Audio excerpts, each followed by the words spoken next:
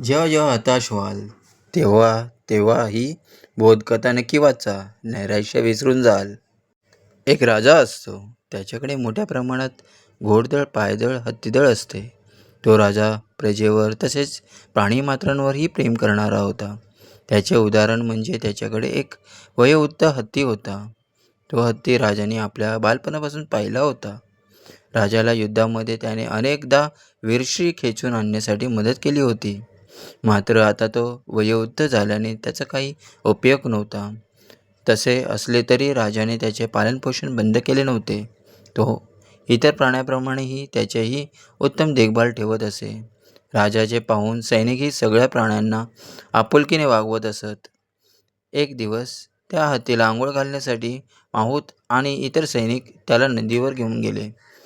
आंघोळ झाली आणि नंतर नदीतून बाहेर येताना तिथल्या चिखलगाळात हत्ती रुतून बसला. काही करूनही तो बाहेर येत नव्हता. तो हत्ती राजाचा लाडका असल्यामुळे त्याच्याकडे दुर्लक्ष चालणार नव्हते. म्हणून सैनिकांनी शक्य तेवढे प्रयत्न करून हत्तीला बाहेर काढू पाहिले. मात्र हत्ती आणखीनच आतमध्ये रुतत चालला होता. माहूत त्याला अंकुश टोचत होता. वेदनेने तो बाहेर येईल अशी त्यांची कल्पना होती. मात्र त्या सगळ्यांचे प्रयत्न संपले. शेवटी राजाला हकीकत सांगितले. राजा स्वतः नदीवरती आला आणि त्याने चिखलात रुतलेल्या हत्तीला पाहिले. त्याची हतबलता ओळखली आणि काही क्षण विचार करून रणवाद्य मागवले. थोड्या वेळाने रणवाद्य घेऊन वादक नदीवर जमले. राजाने त्या युद्धप्रसंगी वाजवतात असे संगीत वाजवायला सांगितले. त्या संगीताचा परिणाम असा की त्या म्हाताऱ्या झालेल्या हत्तीच्या अंगात बळ संचारले. कारण त्याने यापूर्वी युद्धाचे बिगुल ऐकले होते.